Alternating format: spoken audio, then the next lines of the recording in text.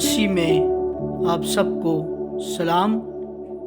اور آج کا حوالہ ہم دیکھیں گے مقدس تیتس کا خط اور اس کا 3 باب اور اس کی 5 آیت میں لکھا ہے، تو اس نے ہم کو نجات دی مگر راست بازی کے کاموں کے سبب سے نہیں جو ہم نے خود کیے، بلکہ اپنی رحمت کے مطابق نئی پیدائش کے غسل اور روح القدس کے ہمیں نیا بنانے کے وسیلہ سے۔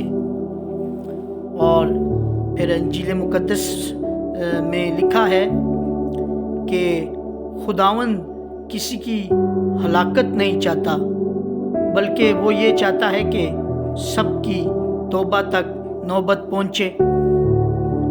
اور میرے عزیزو، آپ اس بات کو یاد رکھیں کہ کچھ لوگ کہتے ہیں کہ ہم نے توبہ کر لی لیکن بپتسمہ نہیں لینا۔ تو میرے عزیزو، آپ یاد رکھیں کہ توبہ کے بعد بپتسمہ لینا انتہائی ضروری ہے، اور یہ دونوں لازم الملزوم ہیں۔ یعنی آپ اس بات کو سیکھیں کہ توبہ کرنے کے بعد یہاں پر بتایا جا رہا ہے، مال کی کتاب اس کا باب نمبر ہے 2 اور 38 آیت میں پطرس نے ان سے کہا کہ توبہ کرو اور تم میں سے ہر ایک اپنے گناہوں کی معافی کے لیے یسوع مسیح کے نام پر بپتسمہ لے تو تم روح القدس انعام میں پاؤ گے۔ یعنی کہ میرے عزیزو، پطرس مقدس پطرس ان سے کہہ رہے ہیں کہ توبہ کرو، اور توبہ کرنے کے بعد تم کیا کرو؟ بپتسمہ لو۔ کس لیے لو؟ اپنے گناہوں کی معافی کے لیے۔ یعنی جب آپ توبہ کرتے ہیں تو آپ اپنے گناہوں سے توبہ کرتے ہیں، اور جب آپ اپنے گناہوں سے توبہ کرتے ہیں تو اس کے بعد آپ کے گناہوں کی معافی کیسے ہوتی ہے؟ اس کے بعد آپ کے گناہوں کی معافی تب ہوتی ہے جب آپ بپتسمہ لیتے ہیں، اور اگر آپ بپتسمہ نہیں لیں گے تو آپ کے گناہوں کی معافی نہیں ہوگی۔ اس آیت میں آپ نے دیکھ لیا جو میں نے پڑھی ہے۔ اور پھر آگے لکھا ہے، پس جن لوگوں نے اس کا کلام قبول کیا انہوں نے بپتسمہ لیا، اور اس روز 3000 آدمیوں کے قریب ان میں مل گئے، اور یہ رسولوں سے تعلیم پانے اور رفاقت رکھنے میں اور روٹی توڑنے اور دعا کرنے میں مشغول رہے۔ ہاللیلویہ۔ آپ دیکھیں میرے عزیزو کہ یہاں بتایا جا رہا ہے کہ پس جن لوگوں نے اس کا کلام قبول کیا انہوں نے بپتسمہ لیا، اور اس روز 3000 آدمیوں کے قریب ان میں مل گئے۔ یعنی کہ 3000 لوگوں نے بپتسمہ لیا۔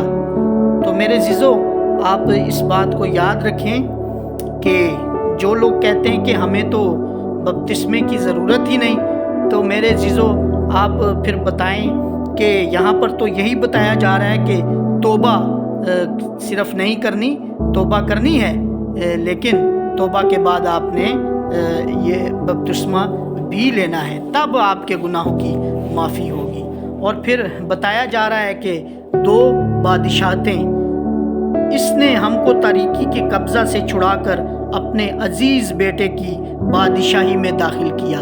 اور میں نے آپ کو بتایا تھا کہ آج کل میں آپ کو بپتسمے کے متعلق جو ہے وہ کلام سناؤں گا، اور یہ اسی کا سلسلہ ہے۔ یہ 3ری ویڈیو میں لگا رہا ہوں، اور لکھا ہے کہ ہر انسان جو اس دنیا میں پیدا ہوتا ہے وہ تاریکی کی بادشاہی میں پیدا ہوتا ہے اور پیدائشی طور پر ابلیس کا غلام ہوتا ہے۔ آپ یاد رکھیں کہ ہر انسان جو اس دنیا میں پیدا ہوتا ہے وہ تاریکی کی بادشاہی میں پیدا ہوتا ہے اور پیدائشی طور پر ابلیس کا غلام ہوتا ہے۔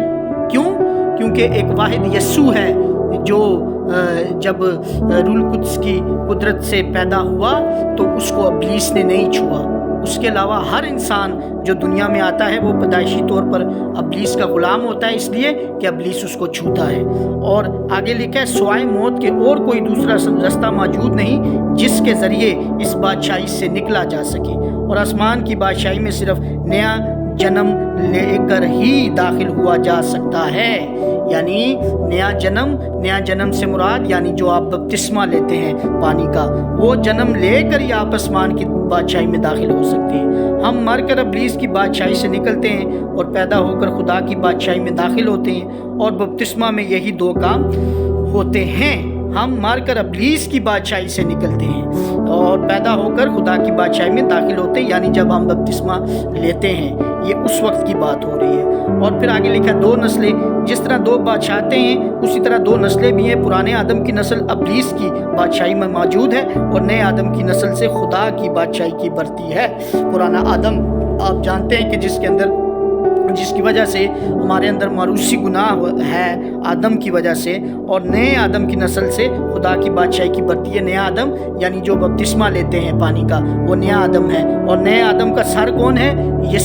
यीशु मसीह नए आदम का, नई नस्ल का सर है। और जैसे आदम में सब मरते हैं वैसे ही मसीह में सब जिंदा किए जाते हैं। पहला कुरिन्थियों उसका 15वां बाब उसकी 22वीं आयत। और फिर आगे लिखा है आदम तमाम नस्ल इंसानी का मुजिद है। आदम के गुनाह के बायस हम सब खुदा से जुदा हो गए। आदम के इस गुनाह के बायस सरकशी और बिगड़ी हुई सूरत हमें विरासत में मिली, जिसका नतीजा मौत की सूरत में निकला। यानी आदम से हमें मारूसी गुनाह मिला और जिसका नतीजा मौत की सूरत में निकला। और आदम में सब मरते, आदम की औलाद को नस्ले आदम कहा जाता है। और आगे बताया जा रहा है क्योंकि जब हम कमज़ोर ही थे तो ऐन वक्त पर मसीह बेदीनों की खातिर हुआ। रोमियो उसका 5 बाब उसकी 6 आयत। नस्ल आदम को बदलने का कोई तरीका मौजूद नहीं, चुनाचा खुदा के पास इसका हल यही था कि इस नस्ल को ख़त्म करके इंसानियत की एक नई नस्ल का आगाज़ किया जाए। यीशु आखिरी आदम था। यीशु पुरानी नस्ल आदम का आखिरी आदम और नई नस्ल आदम का पिलोठा था।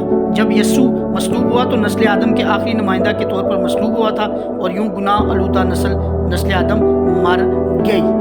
और फिर आगे बताया जा रहा है मेरे अज़ीज़ों कि वैसे ही मसीह में सब जिंदा किए जाएंगे। खुदा की तरफ से यीशु नए इंसान के तौर पर आया और यूं एक नई नस्ल का आगाज़ हुआ। यीशु मुर्दों में से जी उठा, पुराने आदम के तौर पर नहीं बल्कि नए आदम यानी आदम सानी के तौर पर, और यूं वो सारी नई नस्ल का सर बना। नई नस्ल यानी जिसने पानी का बपतिस्मा लिया। चुनाचा लिखा भी है कि पहला आदमी यानी आदम जिंदा नफ्स बना, पिछला आदमी जिंदगी बख्शने वाली रूह बना। लेकिन रूहानी पहले ना था बल्कि नफसानी था, इसके बाद रूहानी हुआ। पहला आदमी ज़मीन से यानी खाकी था। खाकी कौन था? यानी आदम। दूसरा आदमी आसमानी है। आसमानी कौन? यानी यीशु मसीह। जैसा वो खाकी था वैसे ही और खाकी भी हैं, और जैसा वो आसमानी है वैसे ही और आसमानी भी हैं। जैसा वो खाकी था यानी जैसा आदम, और जैसा वो आसमानी है यानी यीशु, वैसे और आसमानी भी हैं। वो और आसमानी कौन है? जो बपतिस्मा लेते हैं। और जिस तरह हम इसकी खाकी सूरत पर हुए उसी तरह उस आसमानी की सूरत पर भी होंगे। हालेलुया, हम खुदावंद का शुक्र अदा करें। और फिर आगे लिखा है नया मखलूक। इसलिए अगर कोई मसीह में है तो वो नया मखलूक है, पुरानी चीज़ें जाती रही, देखो वो नई हो गई। दूसरा कुरिन्थियों उसका 5 बाब उसकी 17 आयत। फिर आगे लिखा है बपतिस्मा में हम यही ऐलान करते हैं कि अब नस्ल आदम और तारीकी की बादशाही से सबके सामने हमारा कोई ताल्लुक नहीं रहा। यानी आप देख लें कि नस्ल आदम की तारीकी यानी जो इब्लीस की बादशाही में थी उससे हमारा अब कोई ताल्लुक नहीं रहा बपतिस्मा लेने के बाद, बल्कि अब मैं मसीह में एक नया मखलूक और खुदा की बादशाही का वारिस बन गया हूँ। और फिर आगे लिखा है कि मेरे अज़ीज़ों आप इस बात को याद रखें, और अब जी उठे यीशु की बदौलत मुझे एक बिल्कुल नई ज़िंदगी मिल गई है। ये सब कुछ बपतिस्मा में होता है। और आप याद रखें मेरे अज़ीज़ों कि आपके सामने मैंने ये हवाले भी पढ़े और ये आयतें पढ़ी, और इसमें आप देख लें कि नई पैदाइश का गुस्ल भी बताया जा रहा है। और आप याद रखें कि आप तौबा करते हैं, लेकिन तौबा के बाद आपने बपतिस्मा लेना है। तब आप जिन गुनाहों से तौबा करते हैं उन गुनाहों की माफ़ी तब होती है जब आप बपतिस्मा लेते हैं, और फिर आप नए सिरे से पैदा हो जाते हैं। और देखो पुरानी चीज़ें जाती रहीं और देखो वो नहीं होगी। तो मेरे चीज़ों ये एक मज़ीद तीसरा टॉपिक मैंने लगाया बपतिस्मे का, और मुझे यकीन है कि खुदा आपको इस टॉपिक के वसीला से برکت دے اور آپ اس پر عمل کریں اور آپ خوش رہیں، اور اسی طرح آپ اس ٹاپک کو سنیں اور خدا آپ کو برکت دے۔ God bless you.